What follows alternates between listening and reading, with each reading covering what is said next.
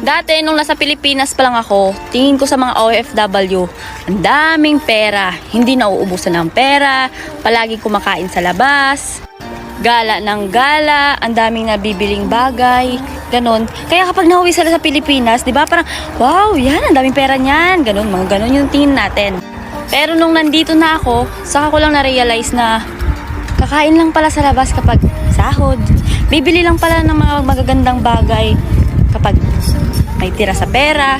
Tapos karamihan pa sa mga parang second street, yung mga parang mga ukay-ukay, ganun. And hindi natin naiisip na kapag nandyan tayo sa Pilipinas na yung bit-bit nilang pera para magbakasyon, pinag-ipunan pala yun. Pinaghirapan muna nila para may maipon sila. Na yung iba, paggabi na kung umuwi, tapos pag uwi nila, wala pang pagkain. Kaya kadalasan na ulam na lang nila kung hindi pritong itlog, nilagang itlog, mga pritong sausage, noodles, mga ganon. Minsan nakikita natin silang sarap-sarap ng pagkain nila sa labas, pero minsan lang talaga yun. And minsan lang may mga musta sa'yo. Diba ang sarap sa feeling may kumakamusta sa'yo? Tapos, kamusta? May pera ka ba?